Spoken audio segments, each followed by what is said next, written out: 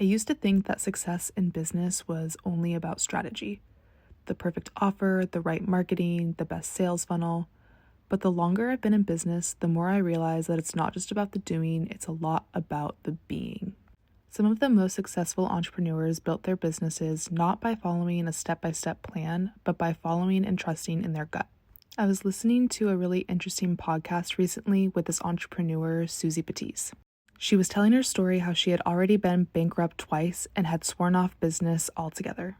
But one evening, she was in the living room and her brother-in-law walked in and made a comment about bathroom odor. And in that moment, she described it as the room literally changing. She said that the light in the room shifted, everything felt different, and somehow she just knew. She just had this knowing.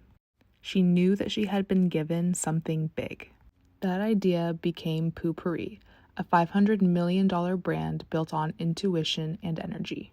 Suzy didn't follow traditional business advice. She calls herself an energy worker disguised as an entrepreneur. She built her entire company by listening, not to logic, but by what made her feel alive, what made her light up.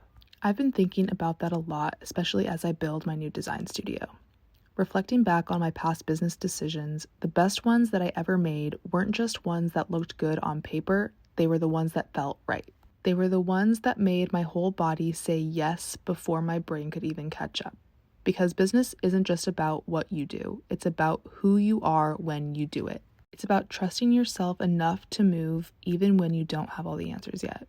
That's the real secret. Energy before strategy, intuition before logic, and alignment before action. Have you ever had a moment like that? A gut feeling that you just couldn't ignore, and then when you took action on it, everything just magically fell into place? I think there's a huge miss in traditional business that doesn't take into account the fact that we are energetic beings and we are connected to something greater than us.